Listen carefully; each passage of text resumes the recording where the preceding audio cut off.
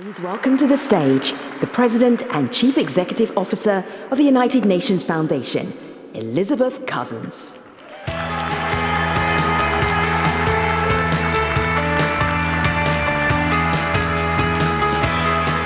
Good evening, everyone.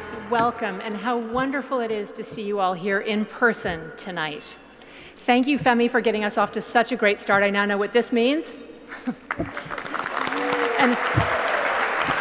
And thank you, Mr. Secretary General. We are so grateful for the privilege of working together with you, our UN partners and friends, and everyone who believes in the values, principles, and purpose of the United Nations.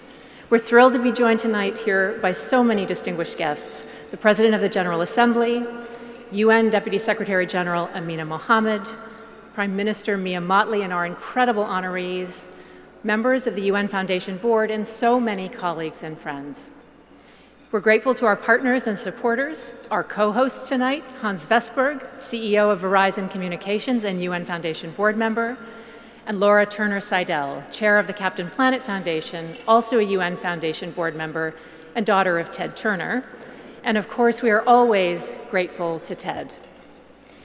When Ted created the UN Foundation nearly 25 years ago, he put over a third of his net worth on the line to support the United Nations and to stimulate new thinking and coalitions to solve humanity's greatest challenges at scale.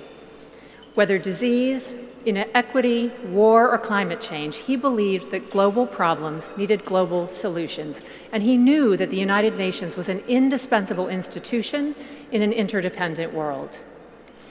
Well, after 3 years of lockdowns, global economic contraction, galloping climate change, a catastrophic hunger crisis on the doorstep, a war that poses possibly the greatest threat to the integrity of the UN Charter since the UN's founding, and stubborn inequities and injustices thrust to the surface of our societies on every level, we surely know the same thing. We also know what the UN can accomplish, what we all can accomplish when we work together. It wasn't that long ago that we lifted 1 billion people out of poverty. We eradicated diseases like smallpox. We got girls in schools. We advanced fundamental rights. We closed the ozone hole. We ended wars. We set visionary goals like the SDGs, and we have kept the nuclear peace. But as we see today, all too clearly, every advance we have made is vulnerable to setbacks, to pushbacks, to rollbacks. Global cooperation itself, as a principle, as a practice, as an expectation, is under threat as never before, and just when we need it the most. 3 years ago, when we last met in person, we said, our progress isn't a given, our progress is a choice.